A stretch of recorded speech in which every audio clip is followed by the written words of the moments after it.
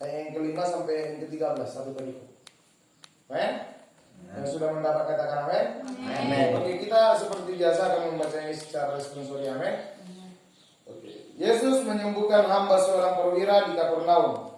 Ayat yang kelima, ketika Yesus masuk ke Kapernaum, datanglah seorang perwira mendapatkan dia dan memohon kepadanya. 2, 3 ya. Tuhan, bangku baring di rumah karena sakit. Haleluya.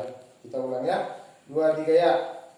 Tuhan, abang berbaring di rumah karena sakit, lumpuh dan ia sangat menderita. Yesus berkata kepadanya, aku akan datang menyembuhkannya. 2, 3 ya.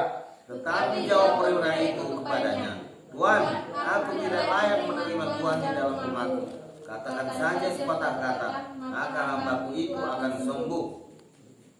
Sebab aku sendiri seorang bawahan dan di bawah aku ada pula prajurit. Jika aku berkata kepada salah seorang prajurit itu pergi, maka ia pergi, dan kepada seorang lagi datang, maka ia datang, ataupun kepada hambaku kerjakanlah ini, maka ia mengerjakannya. 2, 3 ya. Setelah Yesus mendengar hal itu, heranlah ia dan berkata kepada mereka yang mengikutinya, aku berkata kepadamu, sesungguhnya iman sebesar ini tidak pernah aku jumpai pada seorang pun di tanah Israel. Aku berkata kepadamu, banyak orang datang dari timur sama-sama dengan Abraham, Ishak dan Yakub di dalam kerajaan sorga. 2, 3 ya. Sedangkan anak-anak kerajaan itu akan dicampakkan ke dalam kegelapan yang gelap paling gelap.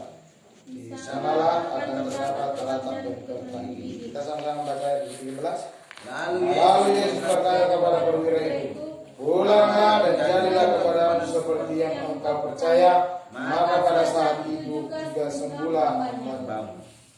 Saudara yang dikasih oleh Tuhan, kita berbicara tentang iman. Kalau di dalam Matius 8 ayat 13 dikatakan, lalu Yesus berkata kepada perwira itu, pulanglah dan jadilah kepadamu seperti yang engkau percaya. Maka pada saat itu juga sembuhlah hambanya. Saudara yang dikasih oleh Tuhan, sebagai seorang prajurit, sebagai seorang perwira yang sangat disegani, dia sanggup untuk menanggalkan keperwiraannya untuk menyelamatkan hambanya. Hambanya itu bukan saudaranya, bukan keluarganya, tapi orang lain yang mengabdi kepada dia. Saudara yang dikasih oleh Tuhan, banyak sekali pada akhir-akhir zaman ini, aku cuma mau menyelamatkan yang satu organisasi dengan aku. Aku cuma mau menyelamatkan orang yang ada di GPDI. Kalau misalkan ada orang yang kurang baik itu di GPDI, aku akan selamatkan. Aku akan berikan sesuatu bagi dia. Aku akan memberkati dia. Kalau dari gereja yang lain, biar aja. Kita harus ubah paradigma yang seperti itu, saudara yang dikasih oleh Tuhan. Bagi Tuhan, siapapun kita sama di mata Tuhan. Amin. Amin. Saudara yang dikasih oleh Tuhan, bagaimana kita bisa mengalami mukjizat di tengah-tengah masalah, beban hidup serta pergumulan hidup kita? Apa yang harus kita lakukan? Bagaimana caranya? Yang pertama adalah sikap hati. Katakan dulu sikap hati. Sikap hati. Oke. Sikap hati. Amin. Kita harus mengetahui apa itu sikap hati. Sikap itu apa? Perbuatan. Sikap itu apa? Perbuatan, tingkah laku, Sifat. haleluya. Haleluya. Sekolah luar biasa ini. Sikap itu apa? Perbuatan, tingkah laku kita yang dari hati. Kalau kita tidak mau membantu orang dari hati, mendingan gak usah. Supaya dilihat orang, aku berkesan bagi mereka, aku akan melakukan ini. Itu saudara yang dikasih oleh Tuhan. Tapi kita harus ubah paradigma kita. Kita harus lakukan segala sesuatu, melakukan pekerjaan itu dari hati. Melakukan perbuatan baik untuk orang lain dari hati. Supaya kita bisa menemukan sesuatu yang baik dalam diri kita. Saudara yang dikasih oleh Tuhan, walaupun perwira ini adalah seorang yang punya kedudukan dan kekuasaan, perwira, saudara yang dikasih oleh Tuhan, kurasa udah tahulah perwira itu seperti apa. Kalau perwira itu udah agak tinggi jabatannya kalau di bagian Polri atau dengan bagian kemiliteran juga udah tinggi itu jabatannya kalau udah jadi perwira. Dia udah punya bawahan. Tapi walaupun perwira ini adalah seorang yang punya kedudukan dan kekuasaan, ia peduli akan bawahannya yang sakit. Dia peduli akan adik-adik akan bawahannya yang sakit, saudara yang kasih Tuhan. Dia peduli, dia respect. Padahal bukan satu golongan dengan dia, padahal bukan, entah mereka berbeda agama, kita nggak tahu. Tetapi ada respect. Itu adalah sikap hati yang dibawa oleh seorang perwira. Untuk mengalami mukjizat dalam hidup kita, kita harus memiliki sikap hati yang benar, saudara yang dikasih oleh Tuhan. Perwira ini merendahkan diri dan datang kepada Yesus. Merendahkan diri datang kepada Yesus, padahal dia adalah seorang perwira. Padahal kita adalah seorang yang kaya, orang yang sukses, tapi kita merendahkan diri datang kepada Tuhan untuk menyelamatkan pembantu kita. Itu yang dilakukan perwira. Kita harus ambil sikap hati yang baik. Dalam Matius 8 ayat ke-5 sampai ke-8 saya akan membacakannya. Ketika Yesus masuk ke Kapernaum, datanglah seorang perwira mendapatkan dia dan memohon kepadanya, "Tuhan, hambaku terbaring di rumah karena sakit dan lumpuh." Saudara yang dikasihi oleh Tuhan, ini adalah sikap hatinya, ini adalah kerendahan hatinya datang kepada Tuhan. Dia berkata, perwira itu berkata, "Tuhan, hambaku sedang terbaring sakit, lumpuh dan ia sangat menderita." Itu yang dikatakan. Lalu Yesus berkata, "Aku akan datang menyembuhkannya." Tuhan baru melihat ketulusan seorang perwira ini datang kepada Yesus. Lalu dia berkata seperti ini, Tuhan nilai, Yesus nilai, ini kan seorang perwira. Kok mau dia yang minta kesembuhan atas hambanya? Dia merendahkan diri, datang kepada Tuhan dengan sikap hati yang baik, datang kepada Tuhan untuk memintakan kesembuhan untuk siapa? Hambanya. Tetapi jawab perwira itu apa, saudara yang dikasih oleh Tuhan? "Tuhan, aku tidak layak menerima Tuhan di dalam rumahku. Aku tidak layak menerima Tuhan di dalam rumahku. Katakan saja sepatah kata, maka hambaku itu akan sembuh." Ini adalah perbuatan iman, saudara yang dikasih oleh Tuhan. Ini adalah tunjukkan sikap dari hati dia tadi, bahwa iman itu bisa mengalahkan apapun. Amin. Tapi kita harus tahu juga bahwa iman tanpa perbuatan pada hakikatnya mati. Kita harus mengerti, saudara yang dikasih oleh Tuhan.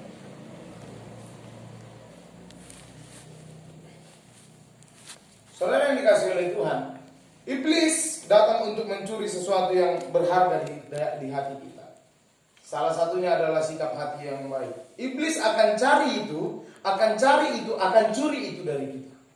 Supaya apa? Supaya kita nggak memiliki belas kasihan untuk orang lain. Supaya kita hanya mementingkan diri kita sendiri. Jadi, maka dari itu saudara yang dikasih oleh Tuhan, kita harus berjaga. Amin. Kita harus berjaga. Dalam Amsal 4 ayat 23 dikatakan, "Jagalah hatimu dengan segala kewaspadaan, karena dari situlah terpancar kehidupan." Kita harus jaga hati kita dengan segala kewaspadaan, karena dari situlah terpancar kehidupan. Kalau kita tidak bisa menjaganya, maka kita tidak akan mendapatkan namanya damai sejahtera.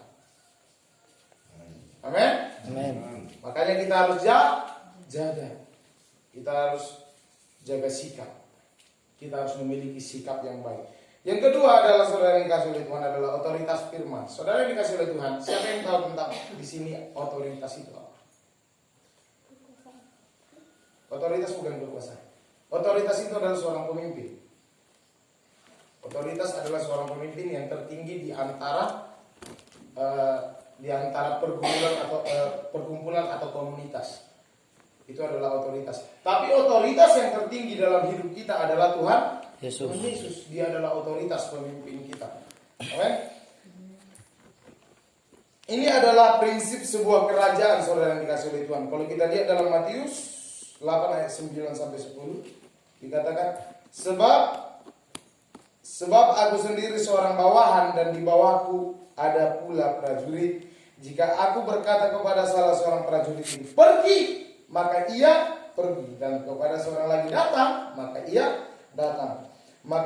Ataupun kepada hambaku, "Kerjakanlah ini," maka ia mengerjakannya. Setelah Yesus mendengar hal itu, heranlah ia dan berkata kepada mereka yang mengikutinya. Saudara dikasih oleh Tuhan, ini adalah menjadikan Tuhan Yesus itu otoritas. Saudara yang dikasih oleh Tuhan, apa yang dia lakukan? Ini adalah prinsip sebuah kerajaan. Setiap perkataan raja yang keluar adalah hukum. Kalau raja ngomong, Omongannya itu adalah hukum. Itu prinsip daripada kerajaan, saudara yang dikasih oleh Tuhan. Dan undang-undang yang berlaku dalam satu kerajaan, perwira ini mengetahui prinsip kerajaan dengan baik. Perwira sangat mengetahui prinsip-prinsip kerajaan itu dengan baik. Makanya dia berkata seperti itu. Karena aku punya bawahan, kalau aku suruh bawahan itu pergi, maka dia akan pergi. Kalau aku suruh bawahan itu datang, maka dia akan datang. Kalau aku suruh hambaku mengerjakan apa yang ingin kusuruh dia kerjakan, dia akan mengerjakan. Itu yang dikatakan saudara yang dikasihi. Tetapi pada saat itu dia menempatkan dirinya sebagai bawahannya Tuhan. Amin. Amin. Perwira menempatkan dirinya sebagai bawahannya Tuhan. Saudara yang dikasih oleh Tuhan, merendahkan diri itu di hadapan Tuhan, merendahkan hati di hadapan Tuhan. Tapi jangan sekali-sekali kita merendahkan diri di hadapan manusia. Amin. Karena manusia tidak akan mengetahui bagaimana diri kita. Tapi tetap merendah hati. Merendah diri dengan rendah hati berbeda. Kita merendahkan diri tetap di hadapan Tuhan. Amin. Karena Tuhan akan selalu senantiasa memperhatikan kita. Dan itu saudara yang dikasih oleh Tuhan. Karena firman Tuhan memiliki kuasa dalam kehidupan kita. Firman menjadikan apa yang tidak ada menjadi ada. Ini adalah otoritas firman tadi saudara yang dikasih oleh Tuhan.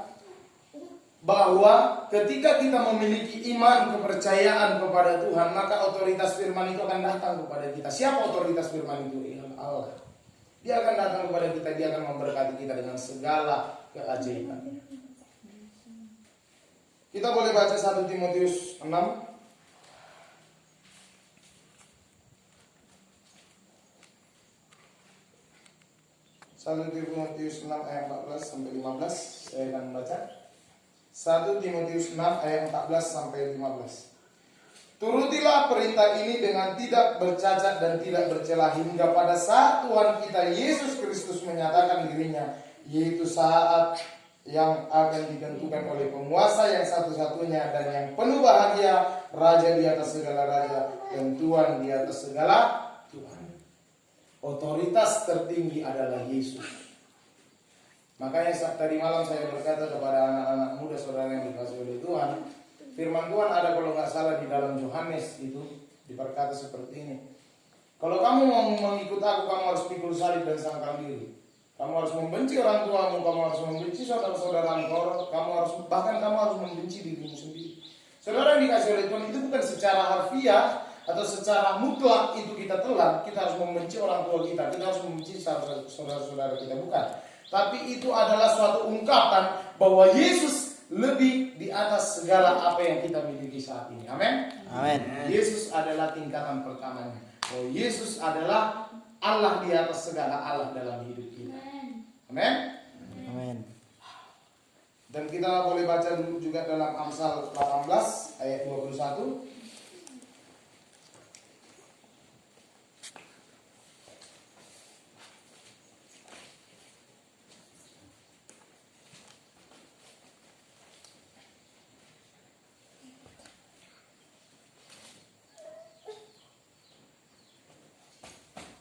Saudara yang dikasih oleh Tuhan, hidup dan mati dikuasai lidah. Siapa suka menggemakannya akan memakan buahnya.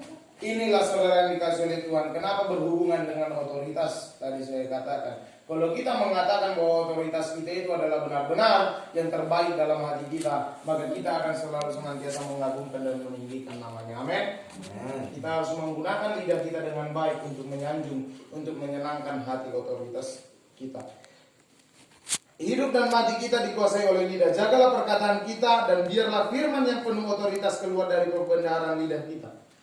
Amin. Firman yang keluar dari perbendaharaan kita, itulah yang selalu keluar dari mulut kita, dari yang diucapkan oleh mulut kita. Amin. Taburlah perkataan yang baik, maka kita akan menuai hal yang baik pula. Amin. Apa yang baik kita tabur, kita akan menerima yang baik. Amin.